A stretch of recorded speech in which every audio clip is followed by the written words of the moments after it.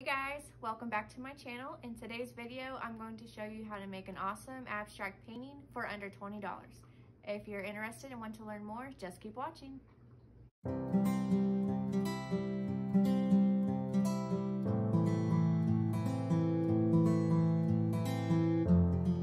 Alright, so step one is to prep your painting area. For me, I paint in my garage. Yes, I have carpet and wood panels. Came with the house. So I have just a small table in here. You can use like a TV tray or like an old end table maybe, just depending on the size of your painting. But the main thing is to protect the surface on which you're painting. So for me, I just have this tablecloth. You can use anything in your house, like Walmart grocery bags, painters little plastic drop cloths, an old sheet, anything really just to protect, because you are going to be tilting in the paint. I don't say it's going to be flying off, but it might get a little messy, especially at first when I started. I kind of got paint everywhere on the walls a little, but I've kind of learned to reel it in. Anyway, so just protecting your area. You may want to have a trash bag or a trash can nearby just to easily dispose of your trash. Probably want to wear old clothes, maybe an old pair of shoes, and that's pretty much it. So just prep your area and get it ready to go. Step two is to mix your paints and prep your canvas. So to mix your paints, I use these plastic cups and popsicle sticks as like my stir or spoon. And you also want to have gloves to protect your hands. All these supplies you can pretty much get at the Dollar Tree. I mean, it's very inexpensive. And you can also clean out your cups as you go and reuse them if you want to save money that way, so you're not buying a ton of cups, because you do kind of end up using a lot. Sorry, the dogs are barking. Alright, so primarily the brand of paint that I use is Apple Barrel. This is craft paint from Walmart, very affordable. So for today's pour, I'm using Caribbean, bright yellow, these are kind of messy, and white. So I recommend as a beginner you start with 3 paint colors. That way it's less complicated, and when you go to actually make your painting, the colors don't get too muddy and overmixed. And then real quick, for the amount of paint that you need, so today we're doing an 11 by 14 canvas. So you really don't need too much paint to cover the surface. So I would recommend getting 3 of these 2-ounce bottles. And the 2-ounce bottle is 50 cents. So 1 per color. All right, so let's get mixing.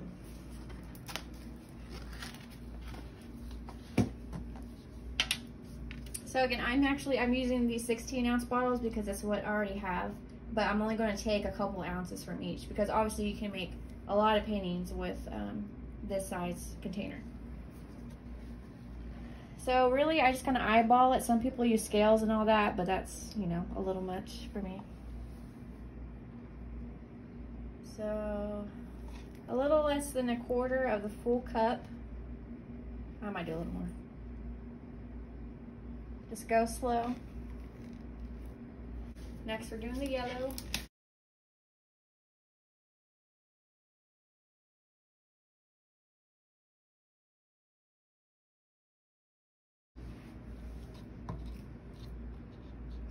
So again, I kind of eyeball this. There's no really exact measurement unless you're wanting to use a scale and all that.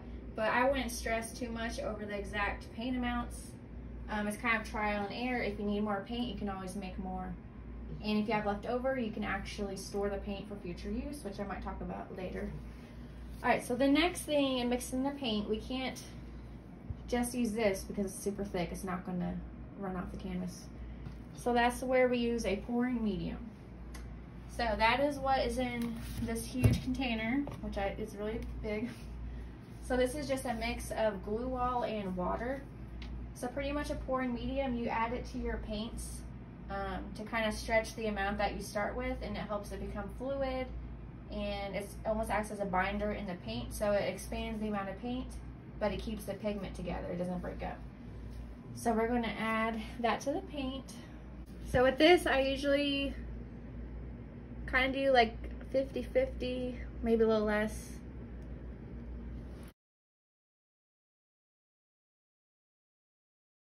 Now we're going to use our popsicle stick and stir this. And I'll leave more of a description of the pouring medium in the description box because it is kind of confusing if you've never heard of a pouring medium. Alright, so now we're going to stir.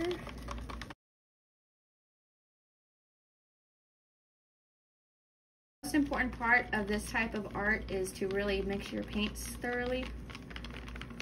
And it's really all about the consistency of the paint. That's kind of the hardest thing to translate in the camera is the consistency. Like, it's kind of just about feeling it. Pretty much when you take the paint on the popsicle stick, it should run off.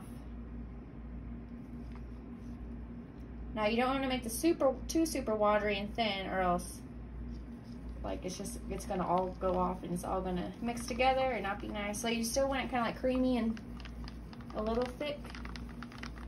So with the pouring medium, you may think, well, why am I going to add this white stuff? You know, it's going to make the paints lighter and duller.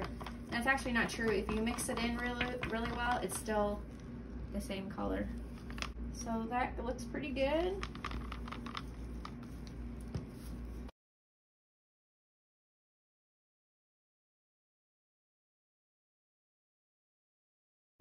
And if you find that your paint's still a little thick and gloopy, you can add a little water to thin it out.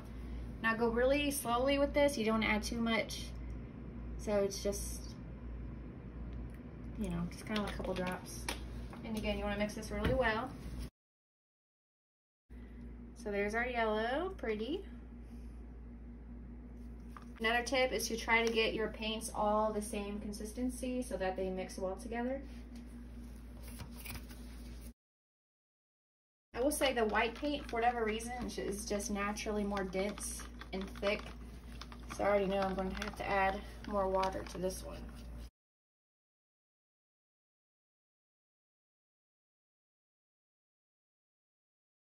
So again, it's running off the stick,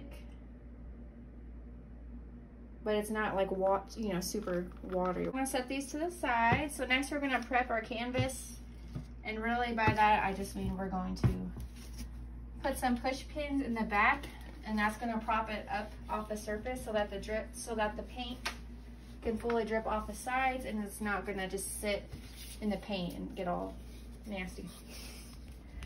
All right, so I'm just going to turn it upside down. And some push pins, which you can get Walmart, Dollar Tree. A lot of this, the paper supplies and all the tools, honestly, like just get from Dollar Tree. So I'm just gonna put one in each of the 4 corners.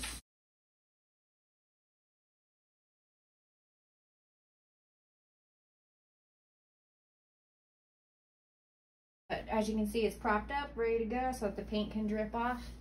And it's also nice when it dries, because you just leave those in and it'll dry nicely and not stick to whatever you're painting on. So that's it. Let's go on to step 3. All right, we made it to the fun part. Step 3 is to do your painting.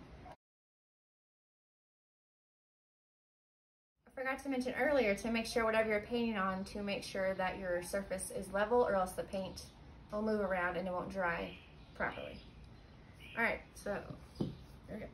So this technique, I'm not going to get too much into it. It's just called a puddle pour. So this is like the very first painting that I watched, and the one that I did the first time. So we're just going to, as the name says, pour puddles on the canvas, and then we're going to tilt it around, and it's going to naturally spread out and make this cool pattern. So I'm going to give my paints one last little stir.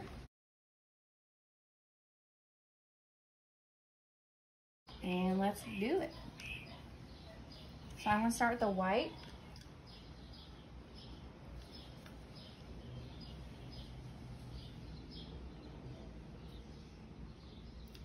How much you pour of each color is kind of up to you. So like if you want more white, you could do bigger puddles of white, and vice versa with the yellow and blue.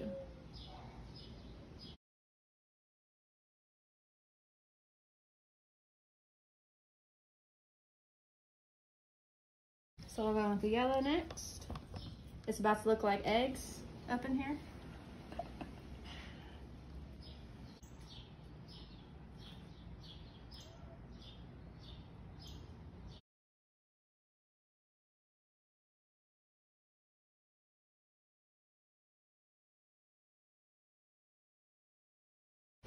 So I'm going to go in with white again before I do the turquoise, just so that or the blue, so that way the blue and the yellow doesn't kind of mix too much and get muddy.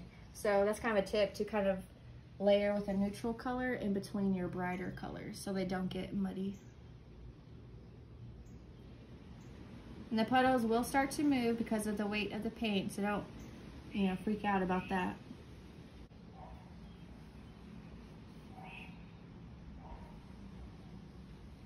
So let me know in the comments your favorite color combinations, because I know everybody has different taste. My favorite colors, I love any shade of blue and green or turquoise. I've been into corals a lot.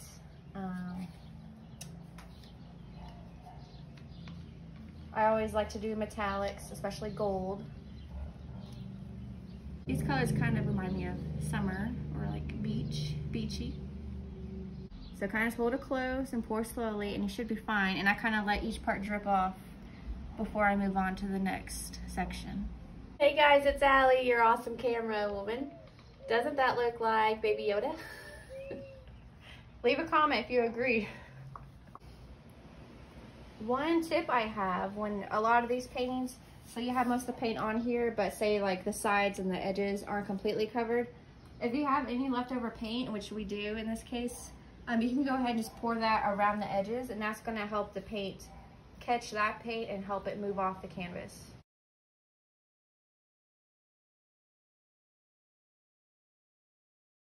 So now that our paint is all poured on, we're going to tilt and stretch out the design.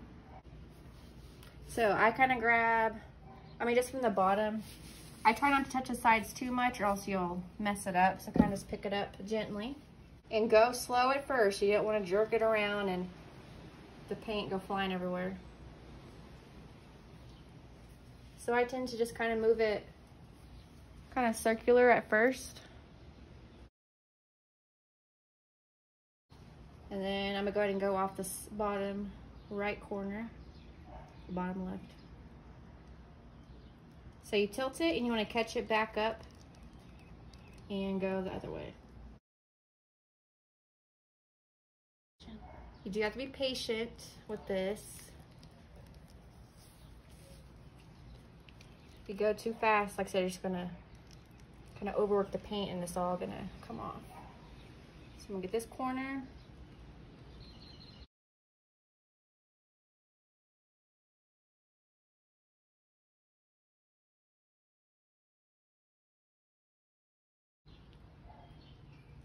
All right, and then we'll bring it back. Kind of make it more centered. And that looks pretty good to me. Kind of the final touches I do is I check the corners. You can always grab this leftover paint on the sides here with your finger and you're kind of stamping or tapping your finger just to get the corners all the way covered. So a lot of times the colors will mix. So you can see the turquoise in the green or in the yellow made green, which I'm fine with that. I think that's kind of cool, but just know sometimes that will happen depending on the combination of colors that you use. All right, we're all done. So as you can see, kind of messy, but once you get the hang of it, it's really not as crazy messy as some people think.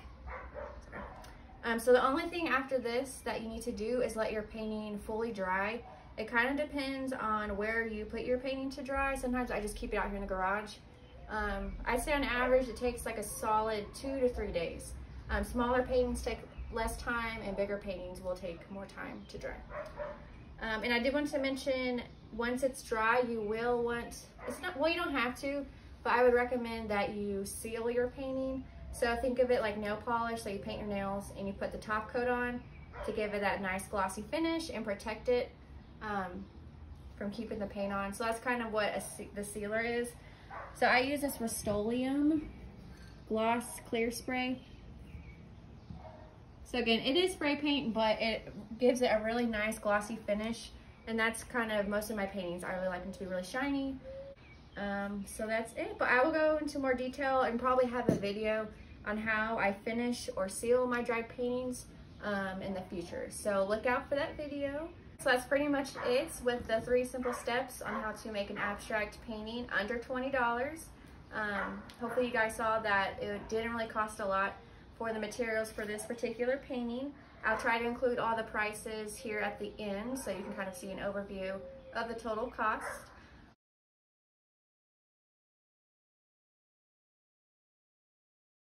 If you decide to do or replicate this type of painting, you should tag me or send me a comment. I'd love to see you guys try this out with your favorite colors. So that's it. We'll see you next time. Bye.